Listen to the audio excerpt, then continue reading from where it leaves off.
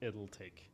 Game of Thrones is back, everybody! What's the new Game of Thrones? She's a dragon show now! It's a cool set. They put a lot of work into it. Ed Sheeran is in Game of Thrones. It makes perfect sense. Game of Thrones is back. Ed Sheeran's in it. I think he might be a secret Targaryen. Are you watched Game of Thrones yet? No. What is your opinion of Game of Thrones right now? Oh my goodness. Welcome everyone to Shows What You Know, your television podcast where we break down and discuss your favorite television shows.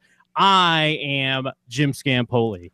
I'm Jacob Burrows, and I'm excited to be in these exciting times when wars are happening and live streams as well. Yes, we are, in fact, live streaming this episode, which is boggling to the mind for me. I started my radio journey on a tape recorder. In fact, for those of you on the live stream, I think there's almost none, but I have it here. This is a tape recorder I used to record a show on, so... but now we're on the internet and people are seeing it. Well, yeah, maybe. But if we can go inside for a minute, this will be the first time that I can actually see you while we discuss a show. If we go inside, people are probably aghast right now. There's no way they don't look at each other while they're doing a show. There's no way that they don't see each other. But no, if we peek behind the curtain, I actually got to see you hold up that tape recorder. And wow, technology is amazing. It sure is. I mean, it used to be we were doing a weird Handmaiden's Tale type thing where we can't see each other. There's a sheet between us, the gynecologist and the handmaid, but now we're both in it. It's a sensual relationship once more, and I'm excited. But I'm even more excited to talk about Game of Thrones. Oh, my gosh. Oh, yes. Not to bury the lead. Well, I will have to say that I've eaten many a crow the past 2 weeks. And crows are a Game of Thrones thing, right? Feast for Crows or something? True. Yes. Well done. Well, they've definitely given me a feast of crows because I was complaining and being a big piece of shit discussing the first 2 episodes of this season. Yeah. And they were like, oh, yeah, huh? That's how you feel? And then they had 2 fucking amazing, like, hey, this is Game of Thrones, bitch. Don't you remember? What is that? Fuck Your Couch or whatever, Dave Chappelle. But they came in and they, I thought they really turned it up, and I thought these were some great episodes.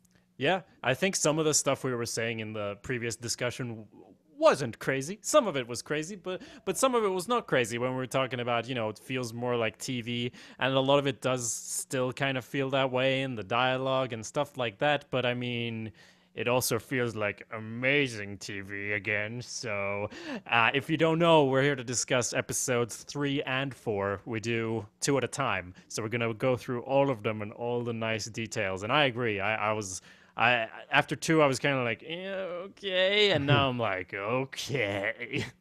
Yeah.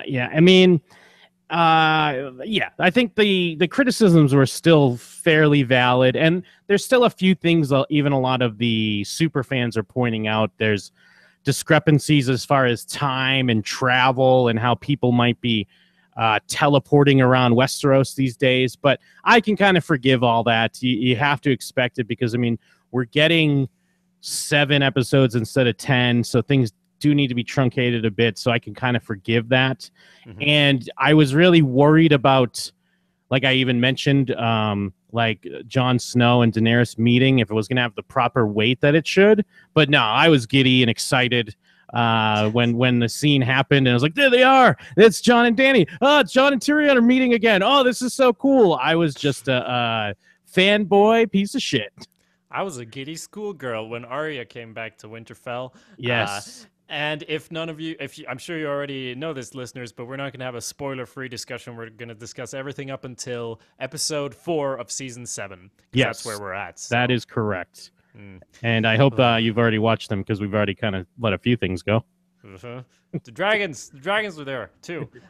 So what do you think? Should we go through episode by episode and kind of see? And by the way, if you're watching live, please let us know in the chat what you think. You can also send us an email at showswhatyouknowshow@gmail.com because, as Jim said, this is your television podcast, and we did get some feedback last week, which I don't have in front of me right now, but a really nice comment going into some of the criticism we were taking up then. Do you have that at all? Oh, I could pull it up. I'm sorry. I'm That's just like, okay. he'll pull it up. Well, I was, but very slowly on my phone. This is live, people. Fuck it, we'll do it live. Yeah, we'll just do it live. Who cares, right? But yeah, you're talking about the feedback we got on the website, correct? I am. Okay. Just as a matter of interest, I think it was some good comments on what's been going on in these episodes. Okay, I got it as well from Warren. Logistics used to play such a major role as a framing device in Game of Thrones. Rob was undone by not honoring the bargain he made with Walder Frey for use of his bridge. Danny spending multiple episodes dealing with the challenges of acquiring ships to bring troops to Westeros. Brienne smuggling Jaime back to King's Landing, etc., etc. When characters start teleporting around, the plot starts to ignore the geography, which used to be so integral to the story, we lose context. Excuse me. And characters like Varys, Littlefinger, and Davos begin losing relevance because their skill sets are completely nullified. A spy master has no idea where the largest fleet Westeros has ever seen is located. A ship full of ironborn sailors are ambushed in the middle of the open ocean. Nobody saw Euron's 50 ships on the horizon. It seems like the show wanted to imply Euron has some sort of magic fog machine with him, but it was extremely underplayed and hand-wavy to me. I didn't pick up the magic fog machine, honestly.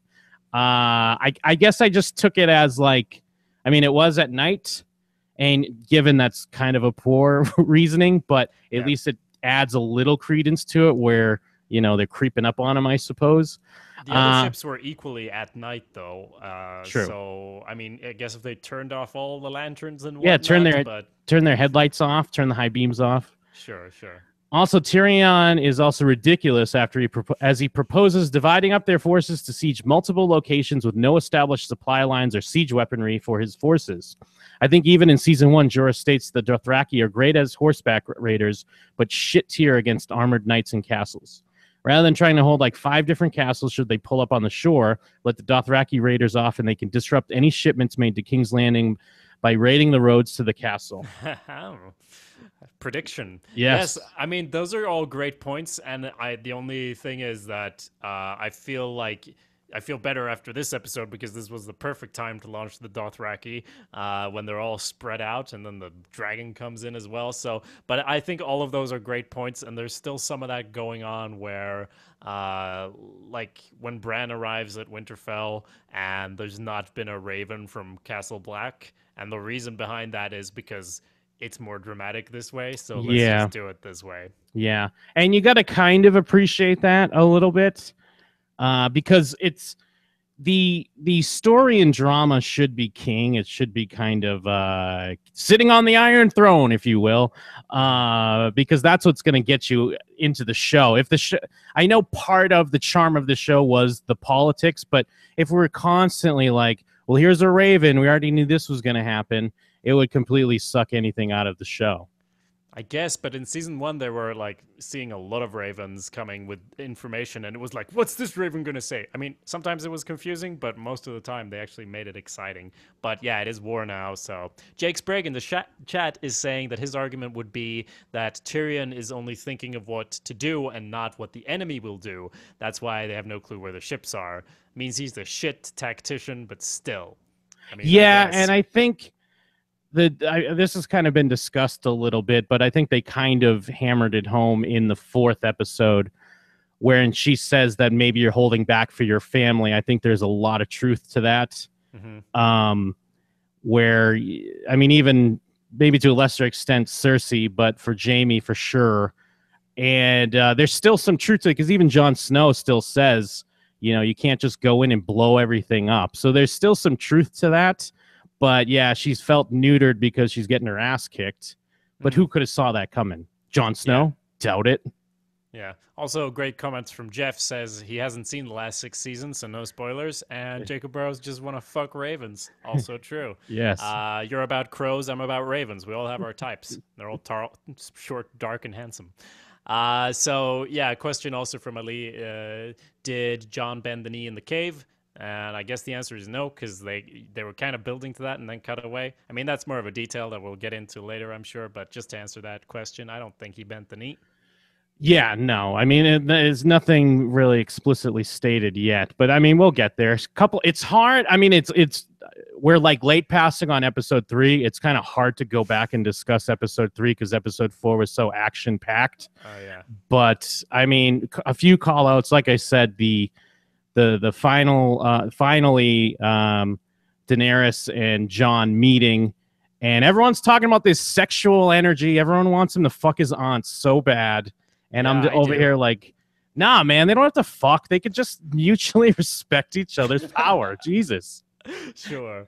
I mean, I've been shipping them for a long time, so I'm not complaining. They're given a lot of chemistry here, and they even say it outright in episode 6. Oh, you've been looking at her heart. Another line that feels like it would never be in a George R. R. Martin book. It's because Davos now is just a goofball. Like, I don't know why he's even on this show. He's the biggest Why goofball. is he the advisor, I wonder? Like, what qualified him? Hey, you were so great for Stannis, right? My beloved friend Stannis. Oh, yeah. So I guess you're on my team now. I mean, why is he his right hand? I guess he was around. He. I mean, knows how to sail. he's always been likable. Like, you get why. I mean, he seems like a good man.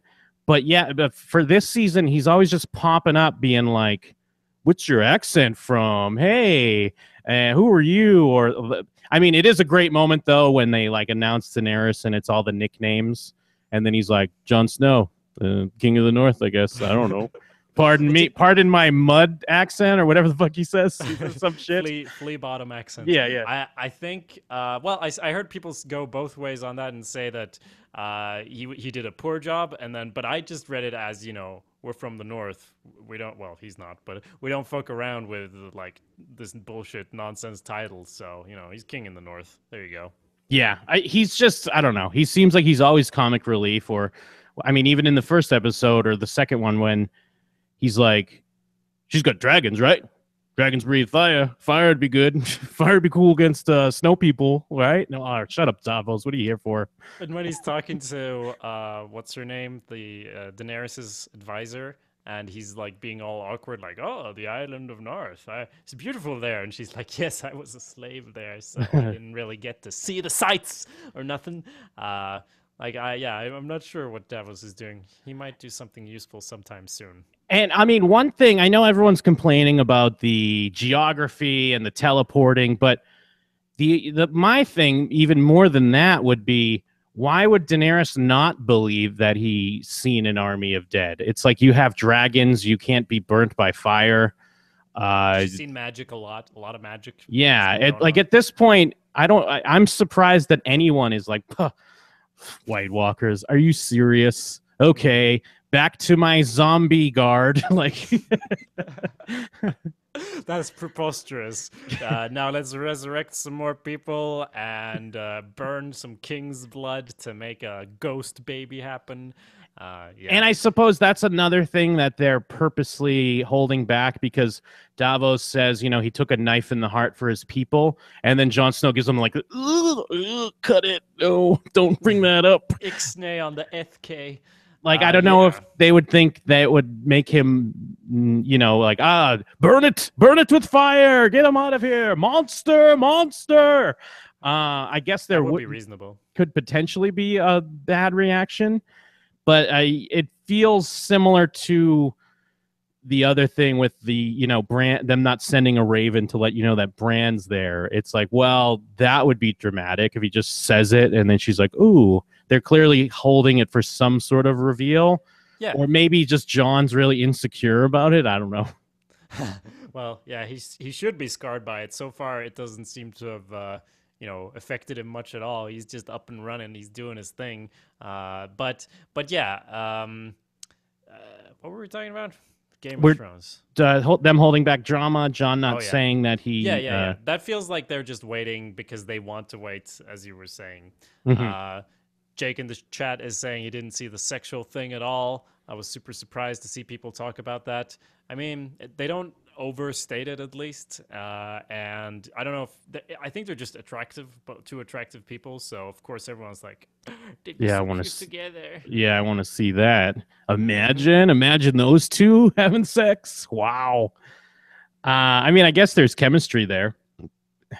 right? Yeah, yeah, which is the most important thing. They could have a respectful alliance, as you said.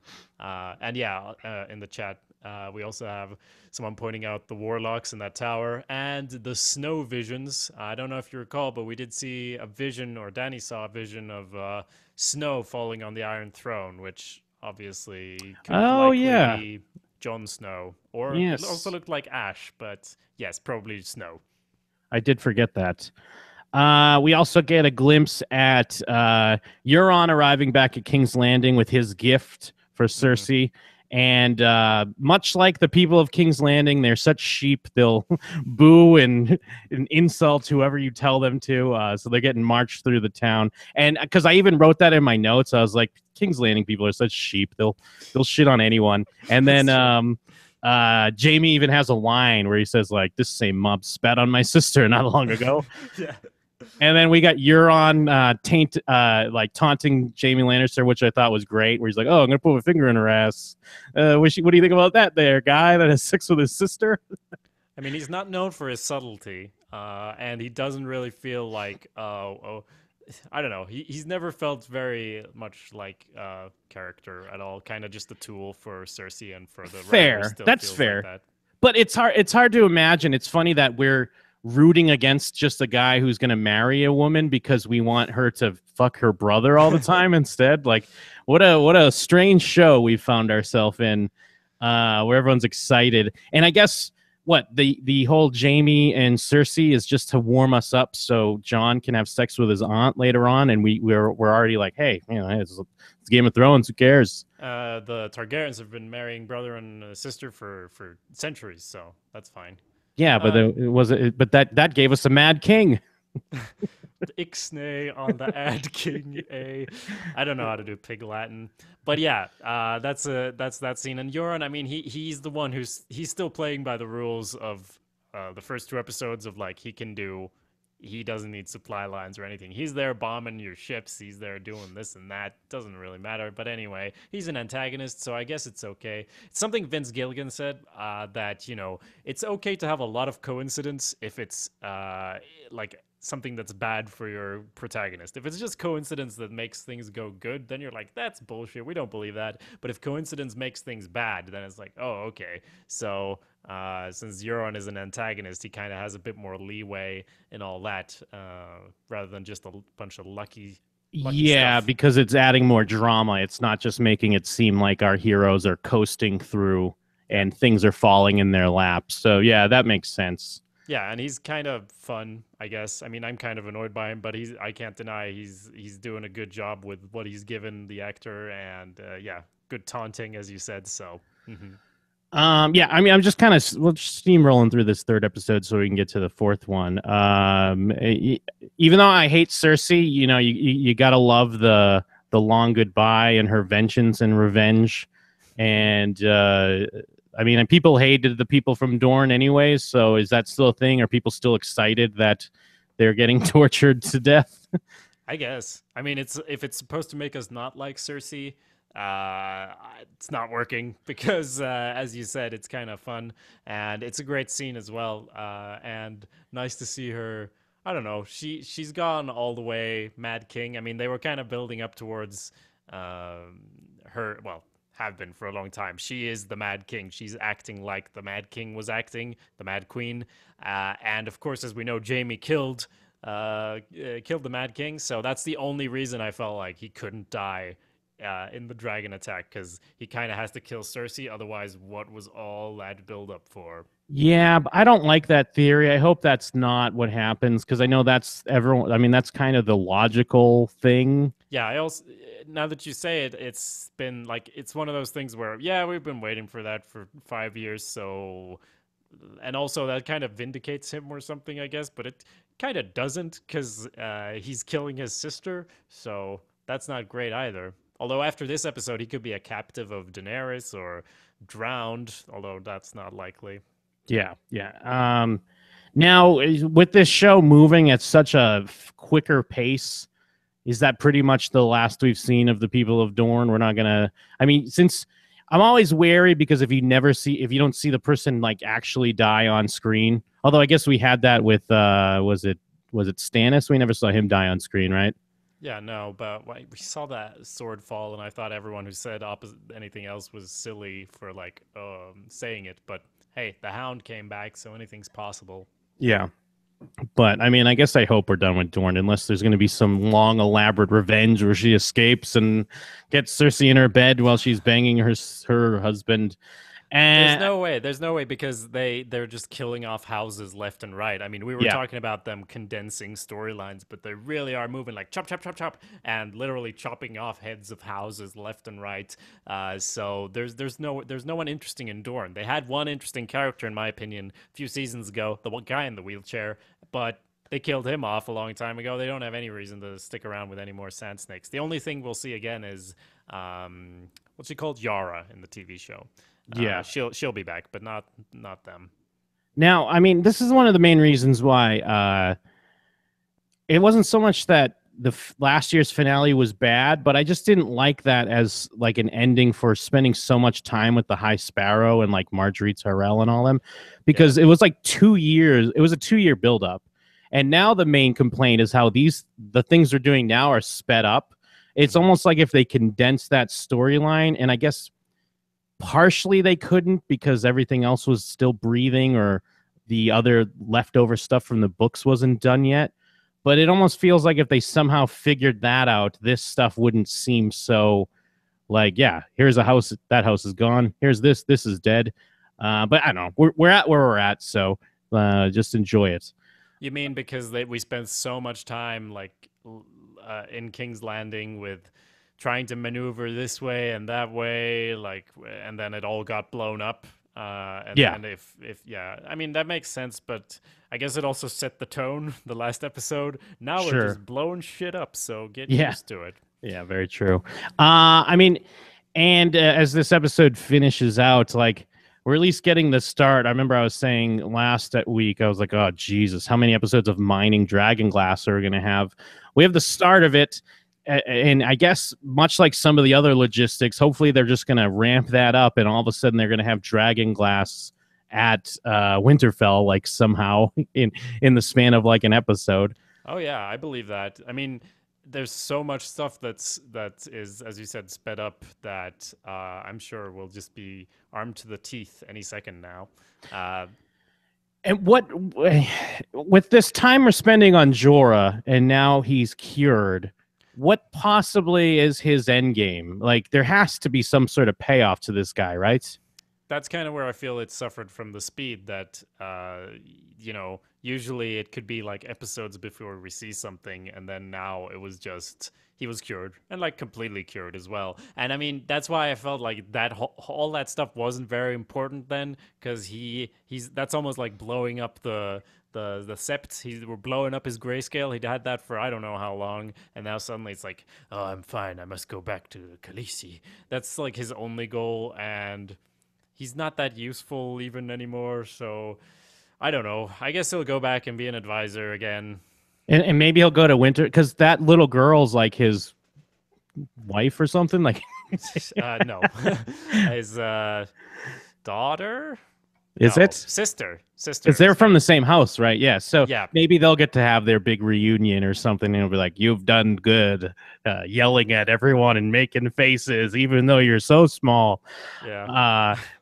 And it's so, I mean, I know this has been kind of commented on, but it's really was like, oh, dragon scale, you don't want to get messed around with that. There's no cure. And someone's like, hey, what if we like just cut it off? It's like, well, good luck. And I know like part of it is the person who came up with that, it's a high risk for you getting infected, so there is a lot of risk there. But it seemed, remember when was it Stannis's daughter that had it, or she was born with it or something? Well, she got it very young, and then they cured it very young, and that's why she wasn't completely messed up. Okay. Yeah, I'm not. We don't even need to get into it. I could probably go for days on that, but we're not gonna. So then we finally see Casterly Rock, and of course now when Tyrion laid out this plan, because he just has the off comment of like the power is truly in Casterly Rock, and I realized I just believed that just because he said it. Tyrion said it, so why would he? But then it was like, and then here we are in episode 3, and they're like, Casterly Rock, who cares? Like, you can have it. It's not important. And I realized it was only important back in the day because Tywin was there, right? Mm-hmm. And basically, and there was gold. They had huge gold yeah, mines. and but- gold. Okay. But yeah, they basically just give it up, and it's a nice trick. And Tyrion looks foolish again. And then they take House Tyrell. And what was the grandmother's name? Olenna. Olenna Tyrell, yeah. And she has her big big moment before she dies where she rubs it in Jaime Lannister's face. What did you think of that scene? I thought it was all right. I mean, everyone's kind of shitting themselves over it last week. I thought it was interesting. My friend Anders had a very harsh criticism. She should have done something more dramatic, he said. And I said, oh, it was pretty dramatic, what? though. Yeah, like what's I think he wanted her to like take a sword and attack him or something. And I'm like, that's not the Queen of Thorns. It's not the Queen of Swords. It's the Queen of Thorns. So that's how she pricks him. Yeah, speaking of Casterly Rock, I realized maybe one explanation is that I don't think he knew the gold mines were running dry because we got a scene at some point of Tywin. No, wait. If Tywin's alive, then Tyrion was still around. Tywin was explaining it to Cersei at some point. So I guess in that case, if he doesn't know that the gold mines have run dry, because he hasn't been to Casterly Rock for a long time before the show, I think, then it's valid to want to go there. But I guess they're not as much in need of gold either as the queen might be, wanting to repay her debts. So yeah, I mean, that's just Tyrion being dumb one way or another. And the question is he being dumb because it's his childhood home and like also he's the heir because Jaime joined the Kingsguard so he can't inherit? Is that why he's set on it? Or is it more, well, I guess that's reason enough, but it kind of is a shame that everything that happens makes Tyrion seem like a fucking idiot. Yeah, and some of the discussion is more around how Tyrion's better at the political side and maneuvering people rather than maneuvering, forces of battle. Mm-hmm. Because he does show his worth in getting Daenerys and Jon kind of on like a better page together. Because this is still in episode 3 when it's like bend the knee. It's like, I don't have time for this. And then no one will believe me that these undead forces are coming. So, I mean, but they had some nice scenes, at least with Tyrion talking to him and then talking to her and kind of getting them on the same page, talking about the dragon glass and mining that. So, I mean, that's kind of basically episode 3. And then, yeah, the Queen of, you called her the Queen of Thorns. Is that what she is? I never really paid attention to her. Olenna Tyrell. She's known as the Queen of Thorns because she's so prickly.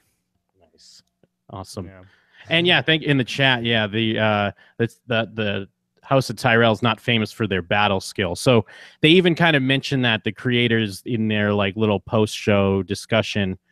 That's why it's like all off screen. Like you see them kind of marching up on the castle, and then like a scene later, it's like, yep, handily took care of them because they're just they just usually hang out. They usually don't have to fight battles, apparently.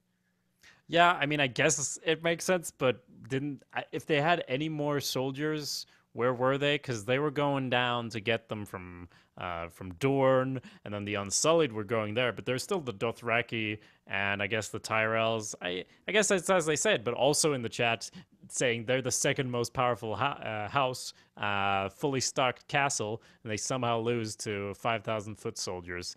I guess the reason I bought it was that they took like all the Lannister soldiers from Casterly Rock. And by the way, that whole sequence, what did you think of Tyrion narrating and then the war is happening? Because for me, I felt that was positive in a way that it felt more like warfare, and it felt more like believable than a sea battle where he's actually going through the tactics and then we see it unfold in a way that makes more sense to me than the sea battle. Yeah, I thought it was great. It was, very much in line with like in a heist movie or whatever, when they're kind of like, all right, here's the plan. First, 2 people are going to go. And then it's, going through the battle. It wasn't immediately clear to me, like what was happening when he like looks into the ocean and I guess the ships are being bombed or other ships come in. And then he's like, "Where are the Lannisters?" So I mean, I didn't fully get that originally as it was playing out, but Sure. I liked the device and how it came about on screen. Well, what I didn't like was when I thought that it was like Euron's here again and he's kicking ass while you're doing something else. But to me, I how I read it at least was those ships were empty now. That's why it wasn't really a challenge to set fire to them. So that kind of cuts off their escape. Yeah, and that was also another big moment of contention because I mean, I guess you don't see Euron there, but you potentially see his ship, and that's pretty far away from King's Landing, right? So Yeah, but people that's yeah, I'm okay with that, I yeah, I'm guess. fine with it too. It doesn't really bother me. Although I am because again, it's not like I haven't read the books, so I don't have the map like at hand. Hell, I'm not even paying attention to the stupid houses in the intro. I know that's like a big thing every week. Yeah. Maybe I shouldn't be doing a Game of Thrones podcast. I should be paying attention to the houses in the intro. What Well, house? What banner's coming up? I agree. If you do pay attention, you'll notice that Pike is kind of close to Casterly Rock. I mean, not that that fully explains it, but hey. Also in the chat, Marco is saying that the Tyrells no longer have the Tarleys. So, and the Tarleys were like a big part of the fighting. Those who actually knew how to fight. So I guess that's part of it as well. But it comes down to if it feels believable to you or not. To me, I was fine with it. Yeah, no, I was fine with it too. I mean, I basically did. I got what they were putting down, before they kind of spelt it out a bit in the post show. I just, they're weak. They just took their castle immediately. It's no big deal. He's marching through now to go, deliver the poison and wrap this bitch up and head on back home to his sister's puss. Yeah, absolutely. I think that is what they said in the post-show discussion. Yeah. So that's basically the end, right? Yeah. Yes. She Yeah. admits. Obviously, we didn't really say it, but yeah, she admits to the poisoning. A great scene, which we said. And Jamie, it's good acting going on because I did feel like Jamie could have stabbed her, but he doesn't. He's kind of so defeated at this point that he doesn't do it. But there was still enough there that I was like, is he gonna go and stab her in the chest? But then he doesn't. Yeah, they both played that really well, and then in a way, you're kind of rooting for him to just pull his sword out and like chop her head off or something, and not give because he was already the one that explained that he gave her the more dignified death, and she still like rubs his face and shit for it. Yes. And you're like, just cut her head off, rape her body. Yes. No, he just walks out because he's like, fine, I guess they suck. He knows he sucks. Yeah, so finally, episode 4. Oh, what an Yes. episode. Oh, yeah. And it's weird, though, because, I mean, we'll get to it when we get to the end, because it's a thrilling episode, but also, as far as the battle's concerned, there's not a lot of stakes that have really gone down as far as deaths, like main deaths anyways. But, I mean, we'll get to that in a minute. I mean, it starts out, we get Jamie and Bronn kind of enjoying their spoils from taking House Tyrell, and it's great to see Bronn. By the way, I've been missing him as well, and he's got some good banter where he wants his castle. I was like, how about I have that castle? That'd be cool. And just a nice back and forth, and then we start learning about the Iron Bank and Cersei and the debts. Like, I mean, I enjoy this detail, and I'm sure there's stuff that pays off, and it's kind of getting into the real politics of war and what it takes to get people on your side and stuff. But I'm also like, all right, enough of the fucking Iron Bank. I don't give a shit. I guess I bought it as far as it's probably going to be the reason. With the speed it's moving, it's going to be next episode. She's going to have the Golden Company. They've come from the other side of the ocean, and they already paid them off, and the gold's arrived, and that's why the whole united Daenerys front is going to have someone to fight for a little bit, probably. And I like this. I mean, even if it feels not super important and kind of like get on with it, it's also a detail they plucked from seasons and seasons ago, and for me, it gives more integrity to the world. It makes sense. It's a very long setup to get to something like this, so I kind of liked it. No, I mean, I guess I don't hate it, but yeah, all right, fair enough. You won me over. What am I gonna do? I'm not gonna die on this hill. Yeah, I mean, you're right, and it does. It at least sets up stakes and why people are doing what they're doing, and how alliances can move and what have you. So, and I mean, it did get me wondering about Essos. And I dug a little bit online, and I guess it's all very vague, even in the books. So, are there White Walkers as well in Essos, or do they have a wall? How does that work? No, because Essos is further south. It's like Westeros, and if you're watching on the stream, you can watch me do this fantastic hand maneuver and show you that Westeros is kind of here, and then Essos is like down here, or like. But so down there's here. no north. There's no north section of Essos. No, not So, really. so why would we not just? Hey, let's go to Essos. This Westeros is bad news. Fucked. Yeah, I think that's the backup plan. Yeah. That's plan B, Jim. We don't just start by abandoning the whole continent. And I don't know why, like, yeah, even Daenerys who's like, I shall take over Westeros. Maybe that's why she doesn't want to believe in the White Walkers. Imagine you move into a house and they're like, there's termites and they eat flesh. So you might want to get a different house. And you're like, I've dreamed of this house. They've sung songs of this house since I was 5 years old and I've been raped for this house. All manner of possibilities. Now, I'm gonna look up a map just to make sure I'm not talking out my ass. But go ahead. is this realm a globe, or is this a flat Earth? Is this a flat Earth we're dealing with here? That's unknown. We do not truly know that. Because I did read that George R.R. Martin said, because someone asked if Essos like goes far enough east that then it connects, on the other side of Westeros, and he said no. I guess there has been tales that there used to be like a land bridge or something that was destroyed during one of the wars or something like that. Yes, it's back in the good old days. I believe it was the first men came over on a land bridge, or I don't think it was. No, it wasn't. Or if the ice. continents were connected somehow. Well, there was something going on, and it was all connected to stuff that's never really been talked about in the show, except when Bran was hanging out with the Children of the Forest. It's this stuff that's all if you dig into the old lore or like what people are mumbling about in various chapters of the books, that the first men came over from Essos, I think. I'm not 100%. Don't. Well, please send in your emails correcting us. But the Children of the Forest and the First Men, as was explained in this episode, they joined together to fight the White Walkers. Yes. And and I guess I believe that Bravos is like on level with the middle of Westeros, and Bravos is kind of in the north of Essos. So there's like the whole of the north, and then the unknown north of the north, which is also something we don't know how far it stretches. So Westeros is kind of in the danger zone, and Essos is kind of chill for now. Yeah, and in the chat, Marco in the chat, when the first long night came thousands of years ago, it also hit Essos.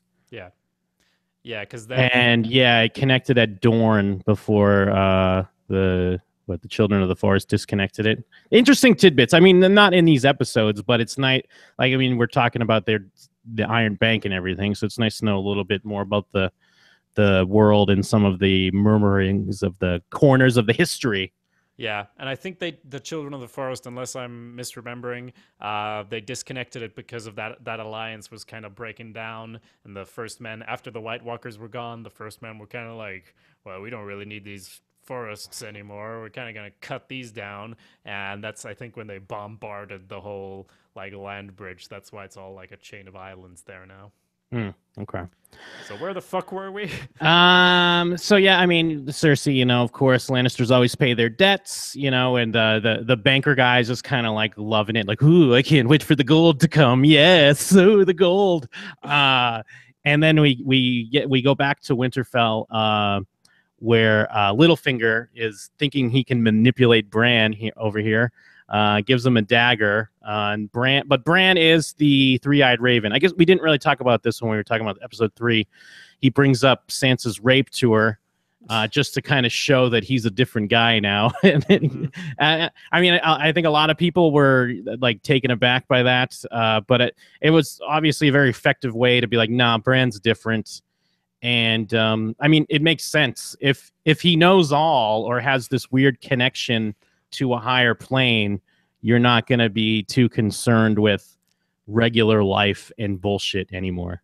Yeah, but I mean, other people have said this too, but it really felt like Bran was coming home from his first semester of college, and he knows it all now. He's smoked weed now, so now he knows everything in the world. And I can't believe you're still concerned with these petty things. Oh yes, a job. I used to have one of those. Now I sit here in this chair. Well, someone on Twitter nailed it because they put what's his face? Jaden Smith tweets over pictures of Bran as the three-eyed raven, and it completely nailed it because he even makes like a dead-eyed blank face, and it's just nonsense philosophy that no one's impressed by, but he is. Yeah, I'm on Mira's side. I'm kind of like, no, where's Bran? Because yeah, he's an emotionless nothingness now. He kind of what is it he does? He says bye to Mira. It's like okay, thanks, bye.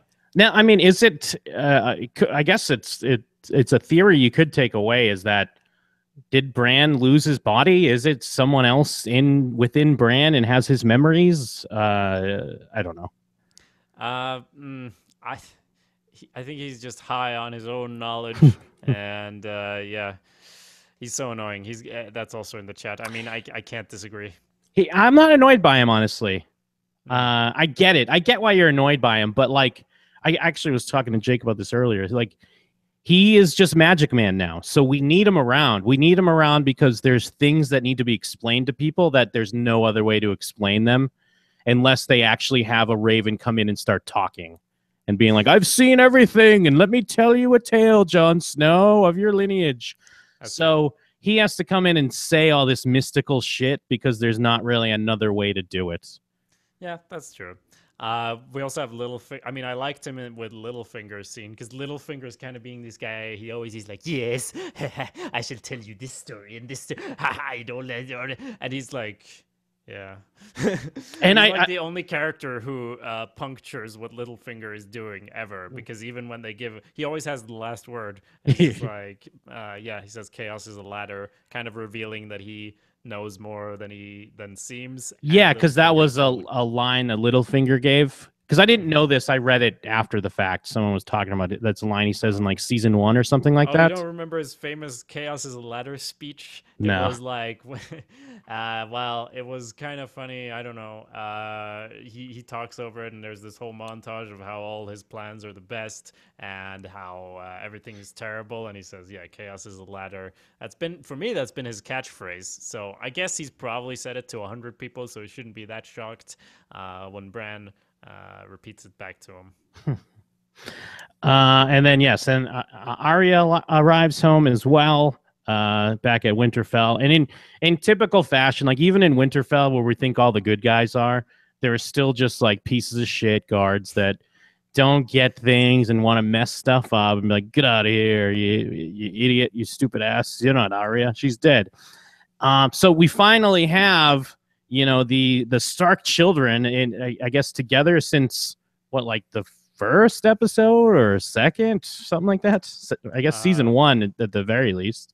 Well, yeah, season 1, John's not there. I mean, yeah, I mean, besides John, again, but yeah, and then who cares about Rickon? So yes, they're all together. Well, the living ones, anyways. Yeah, yes, and it worked for me. I also liked having those guards because even just if it's just a small part, I like to see other actors come in because it makes the world feel more populated. Because otherwise, it kind of feels like the main characters and extras are the only characters. And here we have some people actually saying a few lines.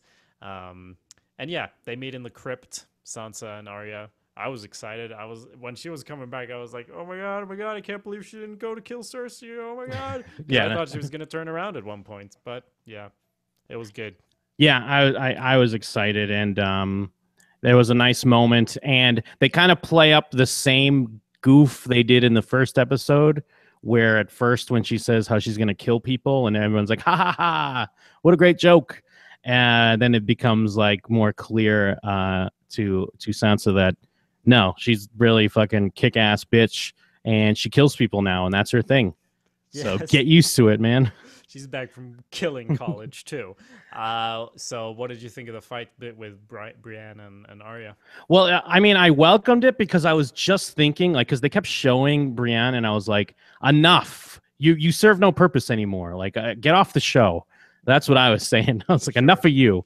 And at least she was there to get kind of punked out a bit by a tiny little Arya. I know in the end, they tried to make it seem like, nah, they're both good. But no, Arya's better. We don't need Brienne anymore. And am I remembering this wrong? Or didn't they used to do forced perspective with her to make her seem taller? I'm not sure. Okay. Man, I could be pretty big, but Arya's also pretty small, so yeah. Whatever. I don't know. I haven't been a fan of this character in a long time, and I always just get annoyed when you just see her looking at stuff and reacting to things, and I'm like, all right, get off my TV. Well, that's a lot of characters' jobs in Game of Thrones. But yeah, I liked it also because we've seen like Arya's doing so much badass shit, but we haven't actually seen her back that up in any way. I mean, yeah, she can do the whole face swap thing, but it's like we haven't actually seen her do the cool stuff. She's usually like already killed someone, or she's too badass to even like she can't be hurt. So I like that. That's why I like that it was going kind of both ways, and not making. It's like the whole battle for Tyrion's life, where we got the fast moving one and then the slow moving one, and neither of them is really like the best. Like they're both good at what they do. And especially, I mean, because if the idea seems to be that she wants to be trained, so she can't just beat her immediately. If the idea she's going to be kind of sticking around for a little bit, they has to show that she can learn something from her, you know. Plus, Arya got jokes now because everyone, oh, where'd you learn that from? No one. Look at the camera, smile at the audience. Laugh track. Yes. Although I don't get it twisted. I did really like that, by the way, but I'm just saying. Yeah. Stacks in the chat asked, how is Podrick still bad at fighting if he's been training with her for like 2 seasons? And that's true. I mean, they have established more or less that 1 season is a year in our time. I guess they probably only did it like once. It's like when you get a gym membership and you go to the gym one time and then you're like, fuck, I already paid for Brienne lessons. I guess to be fair though, what season ends with Jon getting killed? That's like season 5, right? Yes. Because then season 6 picks up basically like right after. And then when season 6 ends, like we're not far after that anyway, as well. Not that it's a year between each season, but that each season spans a year. I feel. But I don't know if season 6 spanned a year. Whatever. That's not written in stone. That's just how, because I tried to figure out the ships because I was so annoyed by them building those ships and like, is this a month? Oh, that's true. This? Yeah, that's true. So what I found was people saying that they agree it's more or less a year, also because of obviously the aging of the characters, that they're kind of like forced to do something like that. But then fuck the timeline. There's no point. Yeah, but we skipped over, but backing up a little bit. We get Dany and what is it, Missandei? How do you say her name? Mm-hmm. They have their little girl moment of like, things happened. What things? Tell me. And it's a little grin. And then we get Jon Snow. Oh, I'm sorry. Go ahead. No, I was just gonna say Jon Snow shows up, and it's like, I'll tell you about yours if you tell me about mine. No, the other way around. But anyway, yeah, Jon Snow shows up, goes to the Dragonglass cave. Jake in the chat did say earlier that those paintings were way too convenient, and if you were Daenerys, you'd be like, so is this dry or what? Let me feel this. I thought the same thing. The same thing. If I was Daenerys, I'd be like, you just drew these. You just... Look, no, for real, though. I found this, and it says here that we're going to get married and have lots of babies. And I like this part, too, because it's like our dream house. It's in King's Landing. It has a throne. But it was also kind of like, hey, come here. I got to show you something. Look, you know everything I've been talking about? This is exactly it. It's right here. Don't worry. It's only because the show is moving so fast that it's happening right now. Usually it will take a few episodes, but hey, just go with it. I mean, on one hand, like don't get me wrong. On one hand, I do love that we're like, piling through. But yeah, on the other hand, it's also kind of like it is shocking sometimes, like how things are falling so much into place. But hey, I'm down with it because it's like I can't. It did feel like season 6 and season 5 to an extent both were really like killing time for a little while because we had to get to this point. So now it's like put your foot on the gas. Let's do this. Yeah, the only justification I have, I mean, there are reasons behind these things where, like, it feels kind of like a coincidence when Sam just happens to say, "Hey, the place you need to go is exactly the place you were just invited." But the reason for me it adds up. It's Dragonstone. It's where the Targaryens first landed and brought their dragons. Probably some connection to the dragon glass there, because the reason they drew these there is the children of the forest and the first men used dragon glass as weapons against the White Walkers. He came there to get dragon glass to do the same thing. That's why it adds up that the paintings are there, and it adds up that she's there because that's where her ancestors landed, and it's a good fort to be because they built it up and everything. So that's why I let it pass, because otherwise, if it was just like, hey, just in this forest we happen to be in, I found a carving, like, at least it kind of adds up when you look at the lore of the show. Yeah, and I think that's all very true. And I think part of the issue is just this show has trained us, the audience, to not expect a thing.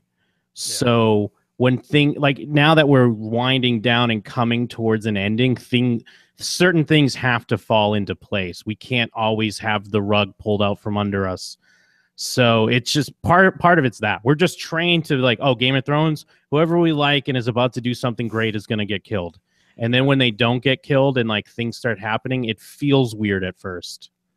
Yeah, I agree. And I mean, it was commented before in the chat about how, like, did he bend the knee or not? Because she had kind of a good argument, like, I'll do it when you bend the knee.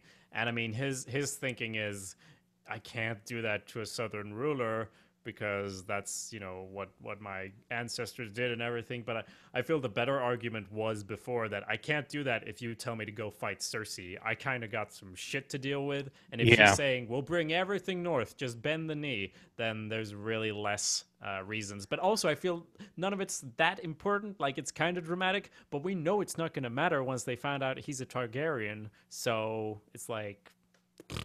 Well, it definitely feels, fairly manufactured. Just because, why wouldn't he just be like, I bend the knee, and then be like, haha, psych, Yes.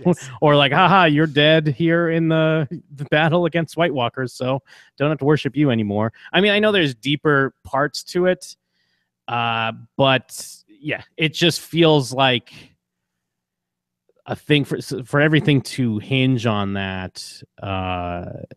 It's tough to swallow with other things ramping up. I know there's obviously history on the show, and it's about honor and how we represent our people, but it's still, this is the guy who fought for having the wildlings accepted. It doesn't seem too ridiculous for him to he could even explain it away to be like, they're like, we don't want to bend our knee to a northern ruler, and be like, she's not a northern ruler, she came from here, and blah blah blah. Like, you could make a case that she's different because she is. Yeah. I guess also one of the reasons that people talk about, the chemistry and all that, is that, I mean, if they marry, it would also, like, solve a lot of problems that everyone's been expecting that for a long time. So I guess we're very happy to read stuff into it. And Now, Davos is too. Well, is there any I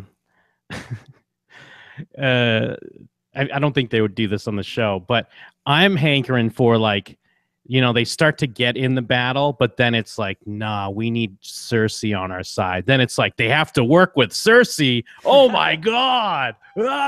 Can you believe it? Share an apartment. They have to draw lines down the Red Keep. Well, that'd be something. I mean, that could happen. I mean, that's basically what the show's been about. But like there's this big force that they can't deal with because they're all squabbling. But it feels like that could never happen in this show, and it would lose all credibility if it really was like, shit. But if the Golden Company is up north fighting to take back Winterfell, and they go there to fight the White Walkers, everyone's kind of there, and then the wall falls down. I mean, are you going to be on the side of the dead people or the living people with different colors? For sure. So then, yeah, they have their little kind of stealing glances at each other in the caves, and then Tyrion comes in to be like, "Hey, we got Casterly Rock," and she's like, "Well, that's cool," and then he's like, "No, it's not. It sucks." Yes. And more bad news, and then rightfully so, she's pissed and kind of putting him in his place for being a piece of shit. But it still kind of comes down to, should I just get my dragons and let's go burn this fucker down? But even Jon Snow is like, no, you got to show that you're, a different ruler. But back to, the feedback we got, she makes a very tactical maneuver to, that they're not just moving in that gold, they're moving in food to King's Landing, correct? I think, yeah, they are, and even more so that, like, I thought before that the whole reason not to use the dragons was civilian casualties.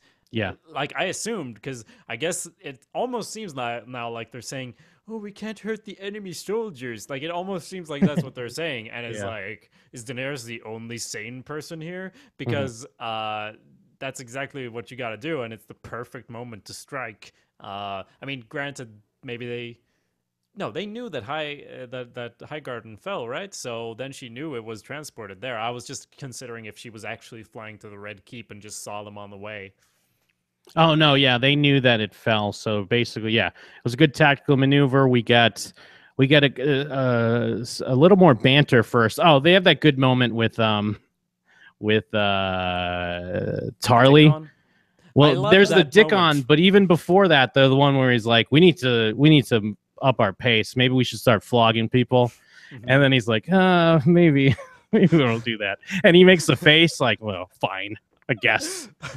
And then I love the Tarleys because they have this moment where earlier it's so great to see Bronn, and then Bronn is again acting as us, the audience, when he says Dickon, and Bronn just laughs. Yeah. And because that's what we did, or I did, when he was saying it before. And that's also would never ever happen in a book, because that's not how books work. But here it's a moment that totally works in the show. That's why I'm not so upset that they're actually doing their own sort of stuff with it. And also with the flogging is also kind of like, yeah, almost looking at the camera. Why is everyone an idiot? And then the big battle happens. Before and I guess sorry to jump, but I just wanted to mention from the chat that Marco said that something I'd forgotten, because I think it's only in the show, not in the books yet, but it was revealed that the Children of the Forest created the White Walkers to defend themselves from the First Men. So, yes, yep. Fuck their paintings. They did join together, but the Children of the Forest created them. So, and then they realized, hey, they're totally out of control. So then they made peace with the First Men. Yep. And one other thing we kind of glossed over, it's just a quick moment. We do have a reunion with Jon Snow and Theon as well. Oh, yeah. Now, both very different men, and he's only keeping him alive because Theon did have some help saving Sansa. So, yeah, but yes, I did like that Theon's kind of trying to play it off like, oh, sup. Oh yeah, they didn't tell me you were here, bro. Hey, oh man, I didn't know you were gonna be here. Hug? Question mark? Yeah, I guess that all made sense. There's a lot of stuff there. It's been so many seasons that we're kind of like, wait, who knows what about who did what when? He knows that he didn't kill the Bran, right? So, but this part and that part, it's kind of hard to keep track. But Jon reacts like we want everyone to react to Littlefinger. By going up and telling him you're gonna die soon. Yeah, because I went through the same thing. I was like, wait, does he know that it was like two other innocent children that he burnt and killed? Or does he know his dick was cut off? Stack says, don't you mean Reek? And I mean, the only reason not is to say Reek is that he's actually pretending to be Theon at this point. Yeah. I don't know. His identity is up in the air, I guess. Yeah, Eminem, don't you mean Slim Shady? Like, Exactly. Well, yes. So the battle's happening. What a great scene. What a great sequence. And I mean, you did have a point. There's not that much like lost or gained, but there's a lot changed, or it feels like it at least by the end of the episode. well, and the only reason why like, because I don't want to take away from, because I thought it was like a thrilling, great like battle action sequence, but it's just because they kept teasing certain things where it would be like, I was like, oh no, because I love Braun, so I'm cheering for him, but I don't want him to kill the dragon. Mm-hmm. Me too. But then I like when he hit it, I'm like, oh fuck, the dragon's dead. But it's like, no, he's not really dead. He's just a little hurt. And then even similar with Braun, I thought he was going to have some big death scene right there, but it's clear that he's at least survived that moment. And then with Jaime Lannister going in for the big kill, and then I'm like, oh well, this is it. This is the end of Jaime. But it's like, no, like, I mean, I know the episode leaves you hanging a bit, but clearly he's not dead. Like, he's not going to be dead. Yeah, yeah. In the chat, Stax is saying that Jamie and Daenerys were both pretty dumb in the battle because after she saw the big ass spear flew in, she should have just turned around because she already kind of destroyed a lot of the army. It's already she's already winning, which I do agree with. The only thought I had while I was watching it, I thought the same thing, and then I thought, well, if we teach or if she teaches the enemy that by using this big catapult you can get the dragon to go away, then they're going to build a lot more. But on the other hand, they're winning the battle, so I agree. Yeah, well, it's a little of and I mean, obviously for dramatic purposes, but it's also like fly somewhere else. It felt like she just kept flying like right in front of it Gonna fly closer, be a bigger target. because it's like there's so much, and because it didn't seem like Braun was really like maneuvering too much. It was just kind of he kept being the dragon kept going in the crosshairs. Like, oh, here we go.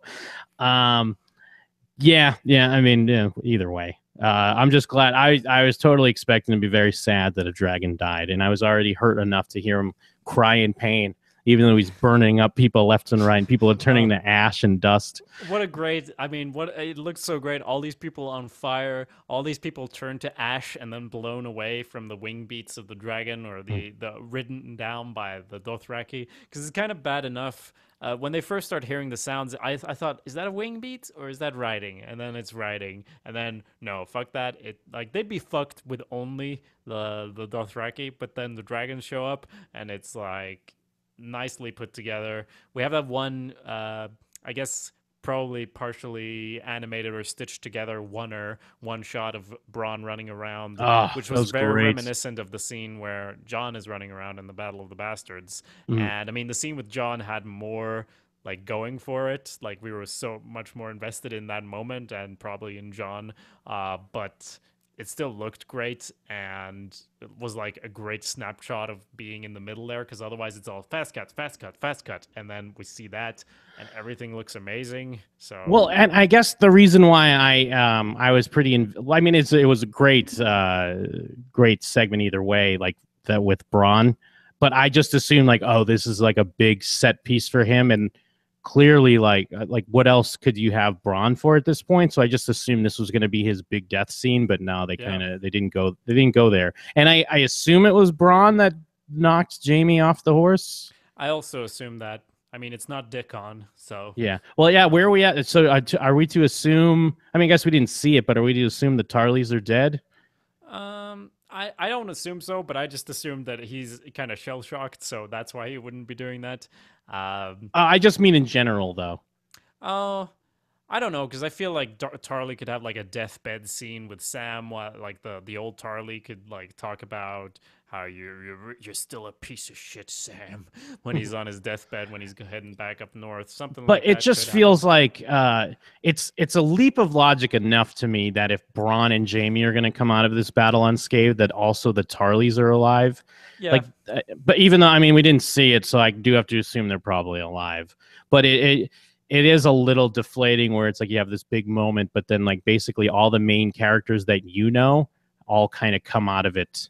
I mean, at least they will be, at the very least, if they're alive, they'll probably be captured. So there'll be something there, but I don't know. Yeah, I agree, because it's like a huge deal made out of it. But that's also been kind of my feeling sometimes with some of the other big battles, like especially the one at the wall, which they made a whole episode, and it kind of feel like they were stuck in this thing of like we have to make a battle a whole episode to make it cool. And there's a lot of cool stuff going on at that battle at the wall, but really nothing had changed after a whole episode of battle that time. Oh yeah, When they you're were right. fighting off the wildlings. So here, at least, I don't know. We have Jamie underwater, and it is a great way to end it. Him falling underwater and everything sort of deadened and muted, and he's going down, and that's where it ends. But I mean, I agree. They should be dead, and especially with the speed that the show is moving, it feels like the next it could open with just Dick on a fucking pile of burned bodies or something like that. Could True. happen. Yeah, very true. Would also make Sam the heir again. I mean, he's in the Night's Watch, but everyone's in the night. No, is it called Night's Watch? Well, he's just he's in training to be a maester, right? Yeah, yeah, but I mean, he took the vow. Yeah, I don't know So where were we at on that, but he was all he. I mean, he took a vow, but he also was having sex, wasn't he? oh yeah, I mean they're all cheating. Yeah. Well, and it doesn't really matter who's an heir anyway. As Jamie Yeah. was saying, there's going to be castles all around up for grabs, so who cares? Yeah. Yeah. I mean, it was great with Tyrion being like, "You stupid fuck, go like just leave, get out of there." I thought that was a great moment, and good old Jamie Lannister looking to stab someone in the back again. Fucking piece of garbage. Oh, yeah. Sure, for sure. I mean, they did a good job again, like with Olenna. I felt like he could die. Just maybe all the excitement of the battle and I like totally showing all the details, but yeah. I really thought this could be the end of Jamie Lannister. And when someone comes, I'm like, holy shit, can you believe it? No, same here. They did a great job with it either way. Yeah, it was my reaction video from episode 1, but for real, it was like open the window, scream out, "Did you watch it yet? I'm not gonna spoil it, but it's pretty cool. You should watch it as soon as possible. ASAP, everybody." Yeah, I mean everything's really put in place. I mean I guess there's only 3 episodes left this season anyways, but all fucking bets are off. Who knows what's going to happen in these next few episodes? Mm-hmm. We got a couple of finishing thoughts from the chat, which, well, Marco, who I believe must be some sort of encyclopedic source of information here, tells us that the Dornish have once used a scorpion weapon like that to take down Aegon's sister dragon before. So, sister's dragon, probably. So, that's interesting. I mean, that's probably not canon in the show, but still pretty interesting. He says maybe it was a lucky shot or poison on the spear, something like that. And Stax says that there's a theory that Bronn is going to save the sand snake that he likes. I don't see how that could happen, but I mean, you never know. They do have that connection because isn't she the one where like you want the bad pussy or whatever her famous line was? Like, I guess. there was that. Blanked out. Well, because remember, Bronn was poisoned in the jail cell. And then because they poisoned him, and then she was like, "You want a good girl, but you want the bad pussy or something." And then they cured him from his poison. It was basically one of the scenes that made everyone hate the sand snakes. I mean, they could do that, but honestly, it would just be better if they're dead. Bronn could die too, I would rather see Bronn dead than save her with another. Yeah, it's not. Well, it's similar to like I don't need to see any of Bronn in the Sand Snake. I don't need to see any of Grey Worm and his chick. I don't need to like updates on their little high school romance and his head game. I'm all set with that. It's good. It's good to go. Sure. And one last comment. Jake asks if we have predicted who will win in the end. I guess the White Walkers. What about you? Well, yeah. I mean, when you mean who will win, do you mean just like who will win the throne, or are we talking about the real Game of Thrones, the White Walkers?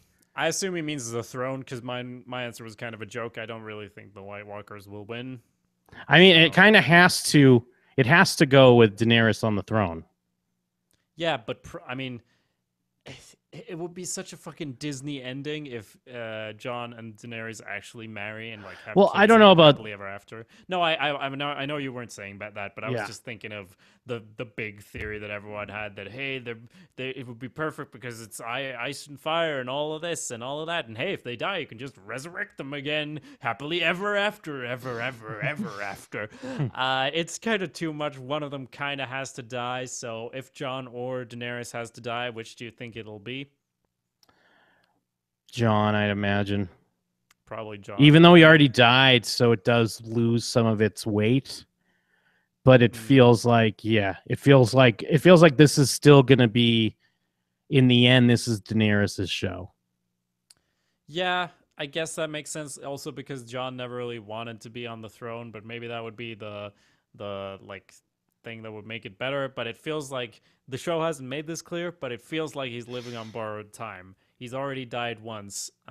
He if he ends up like king of the world, like he's such a brooding character. How could he ever become like the king to like the prince who was promised? Hey, and actually, it could be princess who was promised if you read the original translation. Well, actually, it could be Prince as well. If you check, doesn't Well, necessarily mean princess. It or could be the Prince. artist formerly known as Prince. It's just a rune now made by the the White Walkers have runes too. Yeah, Yeah, Jake in the chat. I agree. It feels like John's back to because yeah, his work's not done yet, unless in Game of Thrones fashion, it's like they flip the script on you, and then John is the king because he'll live forever, and he's like the one last king, and he's he's just the Night King now. and he's just sad though because all the people he loved are dead, but he still has to be king. Well, I think it's more likely also that John probably got to die at some point. Daenerys Yeah. seems like the one to rule them all, but hey, I still it could be hot pie for all I know at this point, as they do also say in the chat that uh, the war is going to be put on hold, so it's kind of going to be about the What? White Walkers. And more interesting prediction, maybe we already asked this, but the wall is it coming down this season or next season? It's got to come down. Well, I'm not gotta, but if it does, it will come down in the finale, right? Yeah, yeah, It oh yeah. seems like the perfect way to end the season to set up I guess what there's 6 episodes only in the last season. Oh, they better all be pretty long. They I better all think be they great. will be. And are they doing that because the episodes are more expensive now? Um, maybe. I don't know. Yeah. Or just because I mean, yeah. Why? Also, because they want to do it faster. I think because they kind of have like a bullet pointed list of what's gonna happen, and they're like, we could bang this out. Because before it was kind of like, holy shit, look at all this material, look at all this shit. We don't even know how it ends. How are we gonna put it all together? We just better make sure we're careful. And now it's kind of like, so that could be part of it. Yeah, and well, with Jon Snow, I mean, even if he's a Targaryen, he's still Jon. He's still a bastard. He's still Jon Snow. Yeah, but he's a king, so he could, Bastards make can't be himself legitimate. kings, right? No, but a king can legitimize someone, so he can get another king to do it and then kill that king. Oh, is that what you do? Well, he could get Yes. but like the chat's mentioning Baratheon's son there, his bastard. Although Yeah. he's a bastard too, right? Yep. Very Just all true. these fucking bastards. God damn it. It's a game of bastards, if you ask me. Yeah, he's still on that boat. I was hoping he would pick up Theon. It was right in the same region. Never happened. Yeah. Theon got picked up quick. Yeah. He was immediately brought back. I guess we kind of got to wrap this one up, right? Yeah, we're just fucking rambling now. But it feels like it does feel like John would have to be the one that finally dies, and whatever his death is, it's for something big and noble, which puts Daenerys over the top, and she is like finally the true king of all peoples. Mm-hmm. Yeah, I mean that seems like a likely way to go. Jake says Littlefinger will rule all. That would be I feel great. like I mean What a great ending! we were talking before about how Sansa's likely to off Littlefinger in one way or another, but I feel like Bran is there now, and Bran is kind of Littlefinger kryptonite. He knows everything. He's already told Littlefinger he knows some stuff. Mhm. So, and I don't know why he doesn't like. By the way, Like, does he care so little that he doesn't tell anyone that Littlefinger betrayed Ed Stark? Because I was waiting when all the kids were arriving, because I don't remember who knows what. So does Arya know? Arya surely knows about Littlefinger, but she's kind of cool with it. And Bran knows, but Well, I couldn't he's kinda remember. cool. Yeah, was Littlefinger on the list? I don't think I guess so. he wasn't. He couldn't have should have been. been. Yeah. Yeah, I guess that was kind of the idea too. Like we were talking about with Bran being the way he is. He's so disconnected that even that is just beneath him. It doesn't matter. Mm-hmm. Although he's still kind of like, "Where's John? I gotta tell him some. Got something to tell him, bro." Hashtag college. Hashtag incest. Game of Thrones. Marco says that Sam will forge a marriage certificate between Rhaegar and Lyanna. That'll do it. I mean, or maybe not forge. I mean, they honestly could have married. They were away for a while, so that would make him legitimate. All sorts of ways to go. I guess we got to finish it up. Thanks, everyone, for hanging out in the chat. It was great to do a live show. It was really fun, actually. Yeah, very cool. We're going to try to do more of this stuff as we figure it out. As for all the listeners at home, you can always, of course, download our show through iTunes, where you could also please leave a review if you're enjoying it. It would really help us out a lot. You can also go and send us emails at showswhatyouknowshow@gmail.com. If you're listening a bit later, please do send us all your Game of Thrones thoughts, and we'll bring them up. And holy shit, so many things you can do. Go to showswhatyouknow.com, leave a comment. Oh my god, subscribe on YouTube. We have so many platforms. It's crazy. And there's something else, right? Well, yes, you can also find more from me at jimandthem.com, videos, podcasts, all kinds of great stuff. And you can find more from Jacob at awesomepedia.org. Also, videos, podcasts, all kinds of great stuff. The hits keep on hitting, so check it out. Very true. And we both have YouTube channels. Check out those as well. Later, everybody. Peace.